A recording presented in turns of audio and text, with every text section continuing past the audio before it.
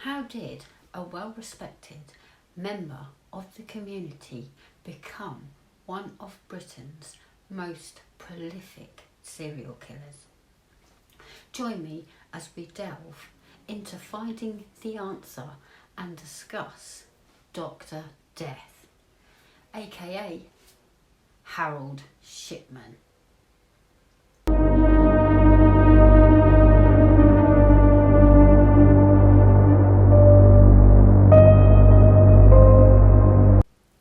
Harold Frederick Shipman was born on the 14th of January in 1976 on the Bestwood Council Estate in Nottingham, the second of three children of Harold Shipman, who was a truck driver, and Vera Britton. His working class parents were devout Methodists. When growing up, Shipman was an accomplished rugby player in youth leagues. Shipman passed his 11 plus in 1957, moving to High Pavement Grammar School in Nottingham, which he left in 1964. He excelled as a distance runner, and in his final year at school served as a vice-captain of the athletics team. Yet he couldn't outrun the truth of who he was about to become. Shipman was particularly close to his mother, who died of lung cancer when he was aged just 17. Her death came in a manner similar to what later became Shipman's own MO, modus operandi. In the later stages of her disease, she had morphine administered at home by a doctor. Shipman witnessed his mother's pain subside despite her terminal condition until her death on the 21st of June in 1963. On the 5th of November 1966, he married Primrose.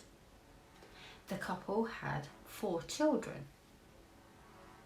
Shipman studied medicine at Leeds School of Medicine at the University of Leeds, graduating in 1970. He began working at Pontefract General Infirmary in Pontefract, West Riding of Yorkshire, and in 1974 he took his first position as a general practitioner, a GP, at the Abraham Ormerod Medical Centre in Todmorden. In the following year, Shipman was caught forging prescriptions of pethidine for his own use.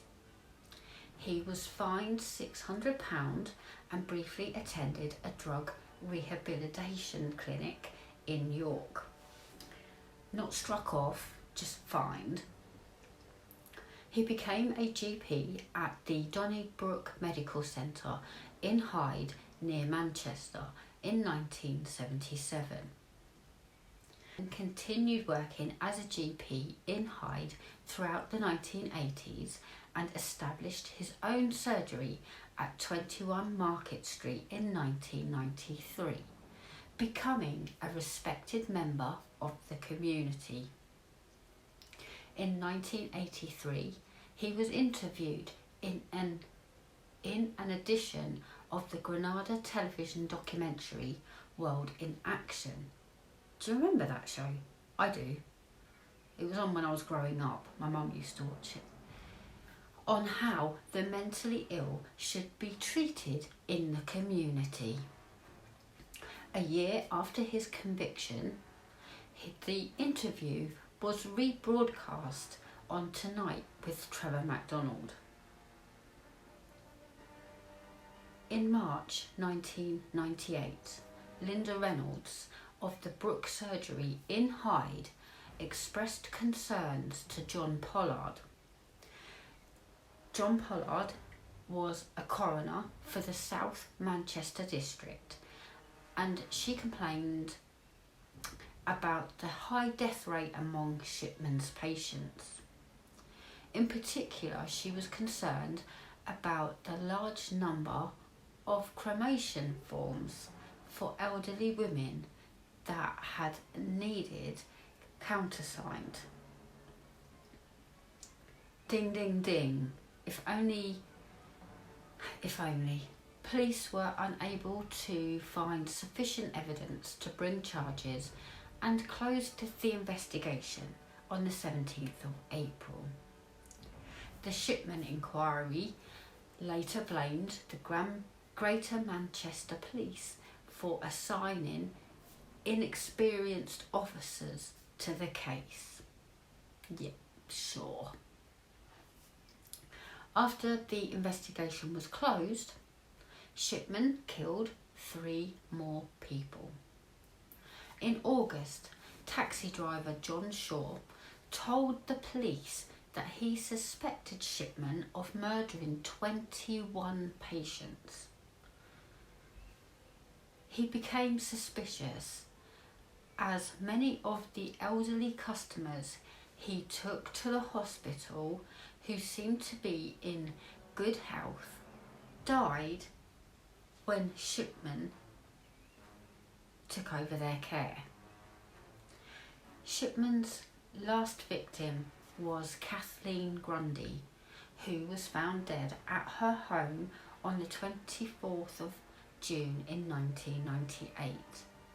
He was the last person to see her alive and later signed her death certificate, recording the cause of death as old age. She was a fit and healthy. Grundy's daughter, Angela Woodruff, became concerned when a solicitor, Brian Burgess, informed her that a will had been made, apparently by her mother, but they had doubts as to its authenticity. The will excluded Angela, her daughter, and her children, but left £386,000 to Shipman. At Burgess's urging, Angela went to the police, who began an investigation. Grundy's body was exhumed and found to contain traces of diamorphine, which is in the heroin family, often used for pain control, usually in terminal cancer patients. Shipman claimed that Grundy had been an addict and showed them comments he had written to that effect in his computerized medical journal. However, examination of his computer showed that they were often written after death. Shipman was arrested on the 7th of September 1998 and was found to own a Brother typewriter of the type used to make the forged will. Prescription for Murder, a book written by journalists Brian Whittle and Jean Ritchie, suggested that Shipman forged the will either because he wanted to be caught, don't buy that, because his life was out of control, don't buy that, or because he planned to retire at 55 and leave the UK. That sounds more like it. The police investigated other deaths Shipman had certified and investigated 15 specimen cases. They discovered a pattern of his administering lethal doses of diamorphine,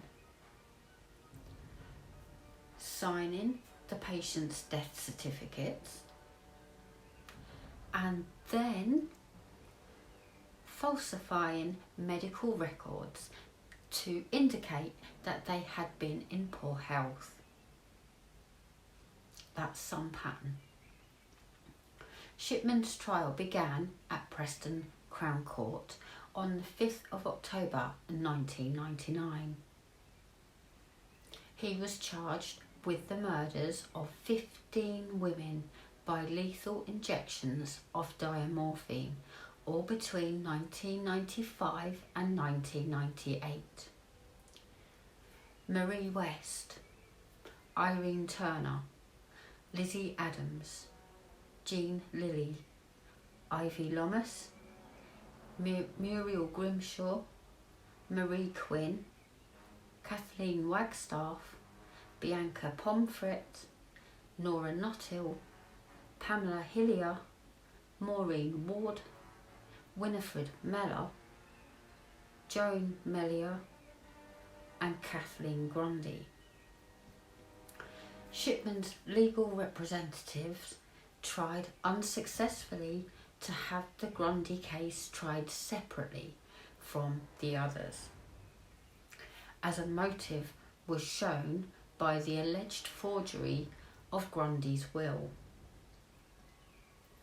On the 31st of January 2000, after 6 days of deliberation, 6 days, a jury found Shipman guilty of 15 counts of murder and 1 count of forgery.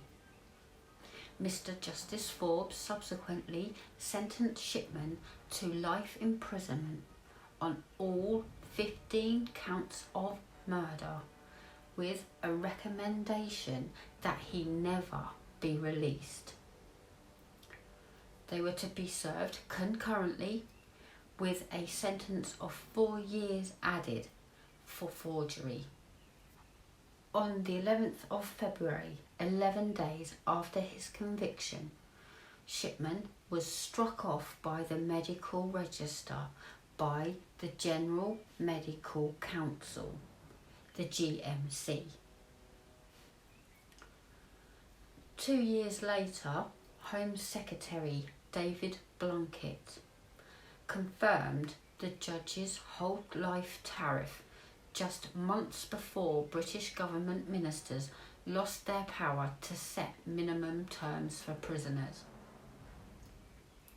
While authorities could have brought many additional charges, they concluded that a fair hearing would now be impossible in the view of the enormous publicity surrounding the original trial.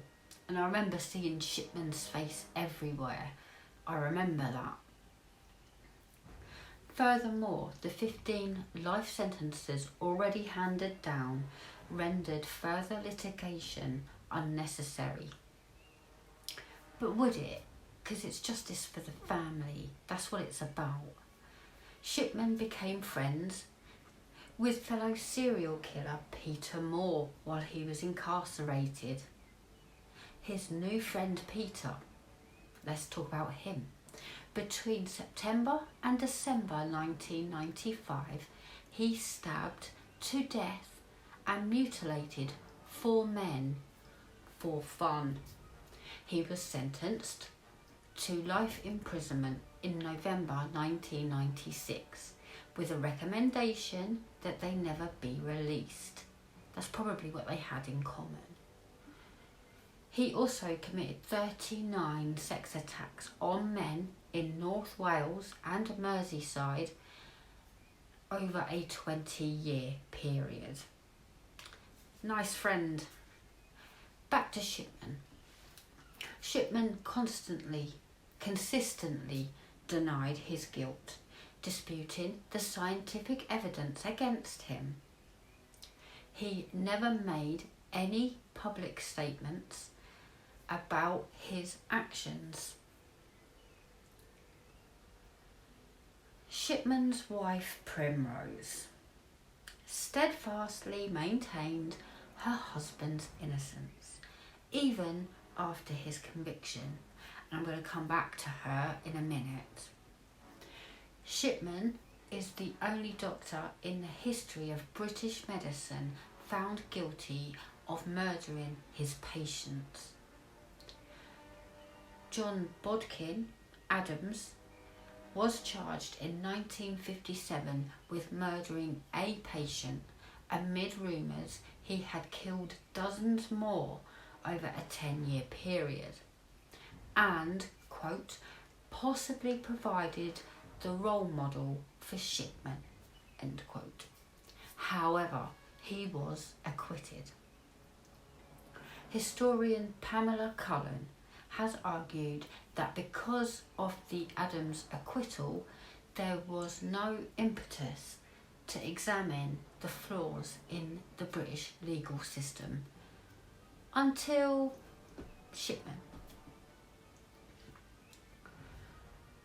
Just when we can rest easy that he's in prison for the rest of his life,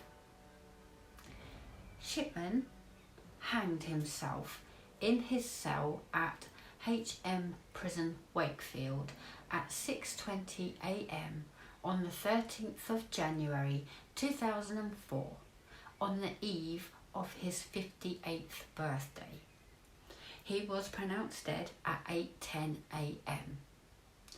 A statement from Her Majesty's Prison Service indicated that he had hanged himself from the window bars of his cell using bedsheets.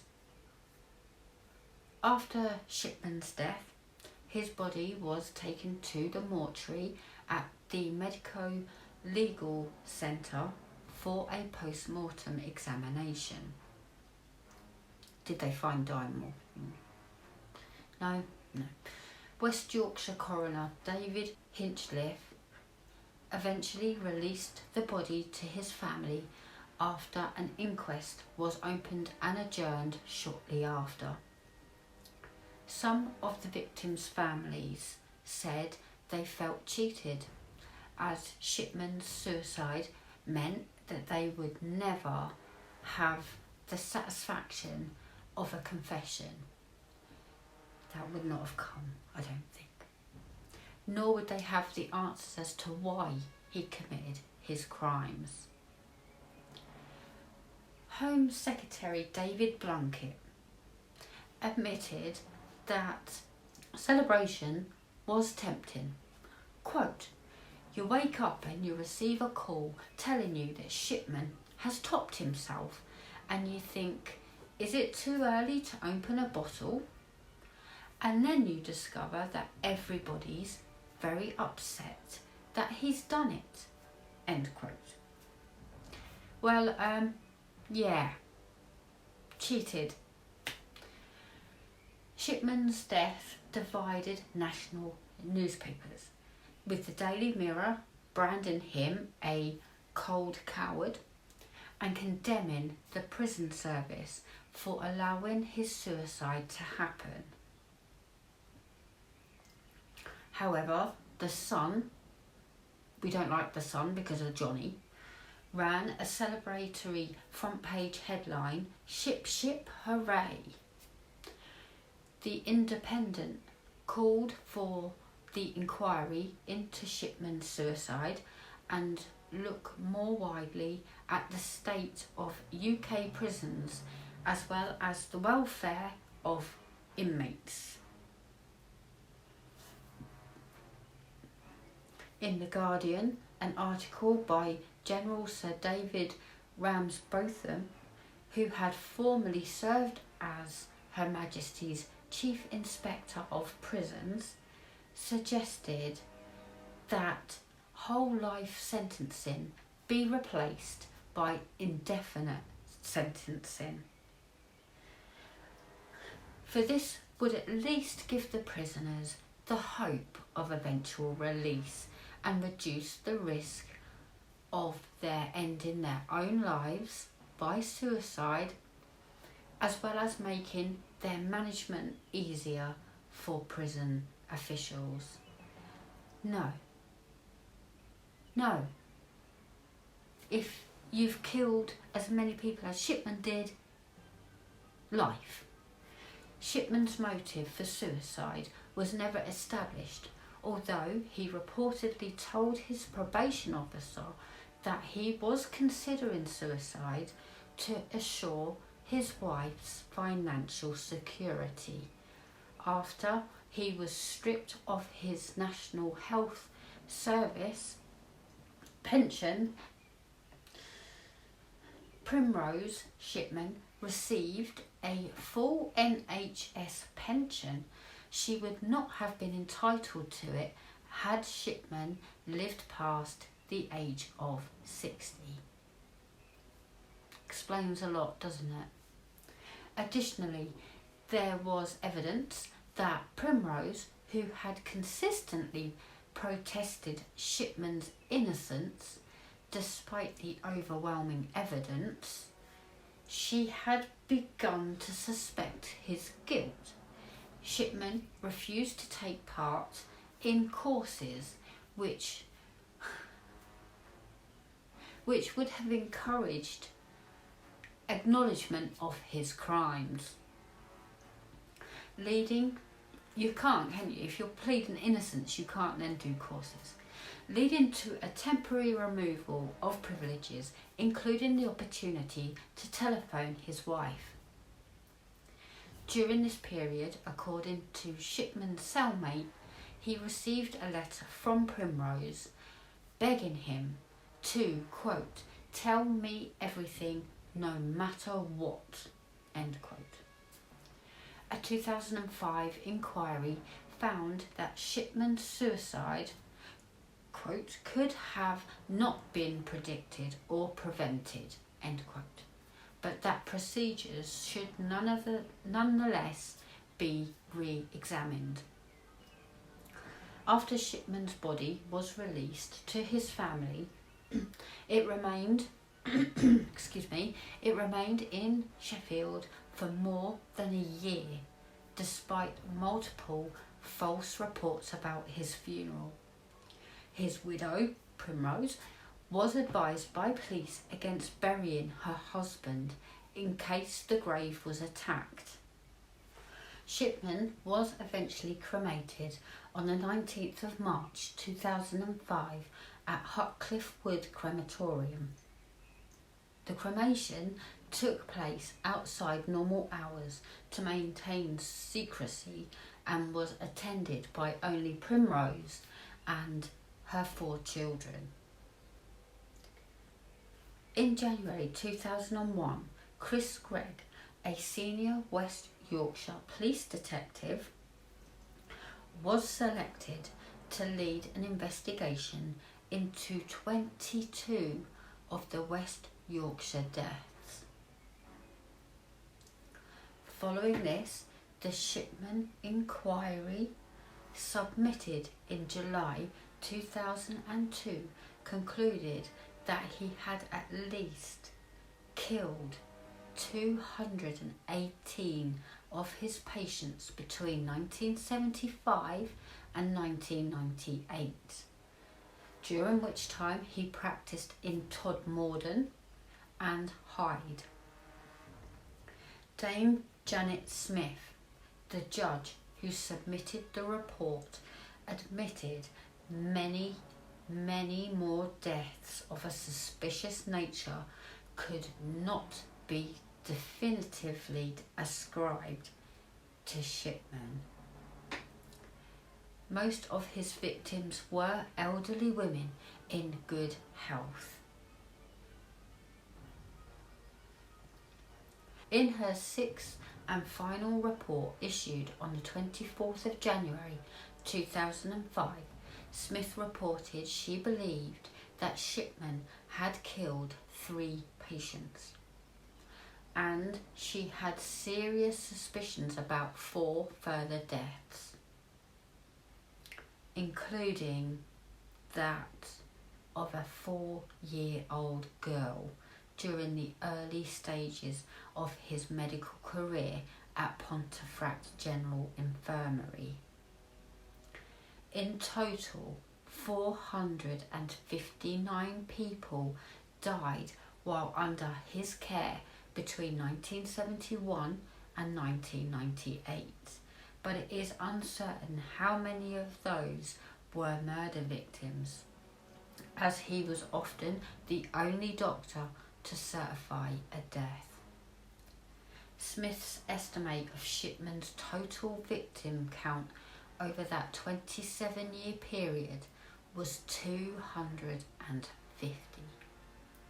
The GMC charged 6 doctors who signed cremation forms for Shipman's victims with misconduct, claiming they should have noticed the pattern between Shipman's home visits and his patients' deaths. I'm not being funny, but alarms were raised years ago. All these doctors were found not guilty, and so they should, in my opinion. In October 2005, a similar hearing was held against 2 doctors who worked at Tameside General Hospital in 1994, who failed to detect that Shipman had deliberately administered a, quote, grossly excessive dose of morphine. The taxi driver, the Shipman inquiry recommended changes to the structure of the GMC. In 2005, it came to light that Shipman may have stolen jewellery from his victims. Now, serial killers like trophies. We true crime fanatics know this.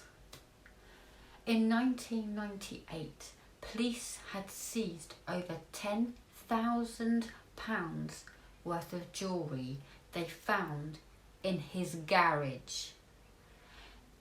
In March 2005, when Primrose asked for its return.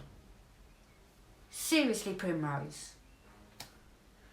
Police wrote to the families of Shipman's victims asking them to identify the jewellery. Unidentified items were handed to the Assets Recovery Agency in May. Primrose, why would you want it? Anyway, the investigation ended in August. Authorities returned 66 pieces to Primrose and auctioned 33 pieces she confirmed were not hers. They were in a garage. Do you keep your jewellery in a garage? Proceeds of the auction went to Tameside Victim Support. Possibly the only good deed done by Dr. Death.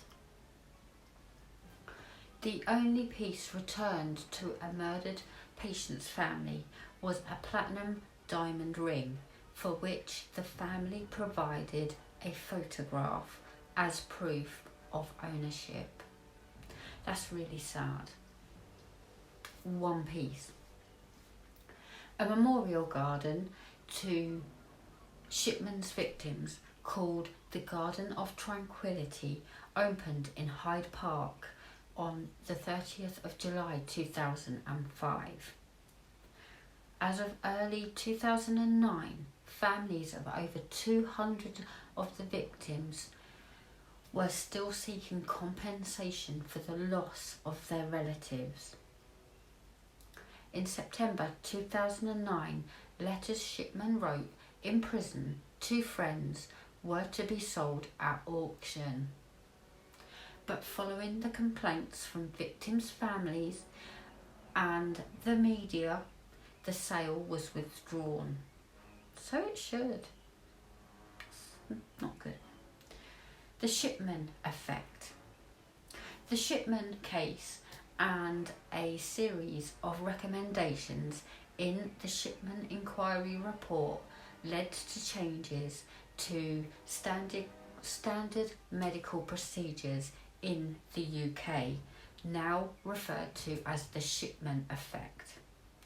Many doctors reported changes in their dispensing practices and a reluctance to risk over prescribing pain medication may have led to an under prescribing. Death certification practices were also altered as well. Perhaps the largest change was the movement from single doctor general practices to multiple doctor general practices. This was not a direct recommendation, but rather because the report stated that there was not enough safeguarding and monitoring of doctors' decisions. The forms needed for a cremation in England and Wales have had their questions altered as a direct result of the Shipman case. For example, the persons organising the funeral must answer, do you know or suspect that the death of the person who has died was violent or unnatural? Do you consider that there should be any further examination of the remains of the person who has died? Now that's a good thing, because you can check that box and they will look further into that. But you trust your doctor. So if your doctor comes to you and says, I'm so sorry, I did everything I could, they were really old, and they died, you're going to believe that because he's a qualified doctor. What do I know about medical things? The minute they start spouting medical jargon at me, you're just going to take their word for it, surely. But I can't remember her name. Grundy, I wish I could remember her first name, but Grundy was fit and healthy. She was still walking around, going into town, going around her friends, doing her garden. She was fit and healthy. And then her friends hadn't seen her for a couple of days and they thought that's a bit odd.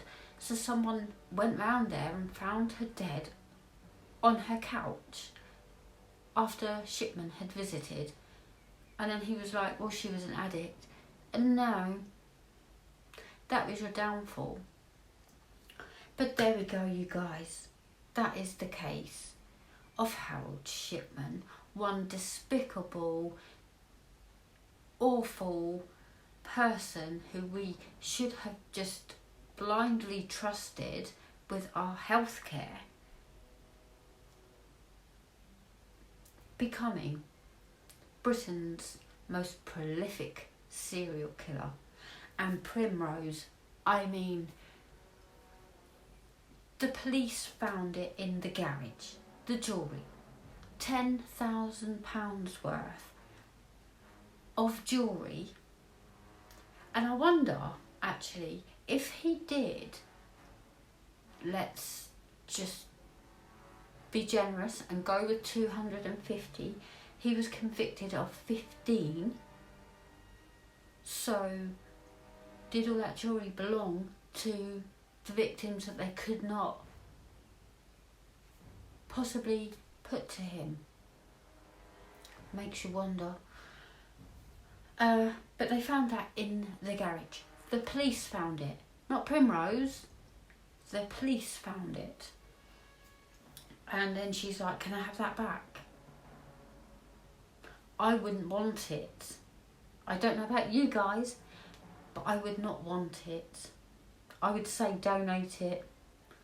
As long as none of it was mine, but mine doesn't live in a garage, in a box. So,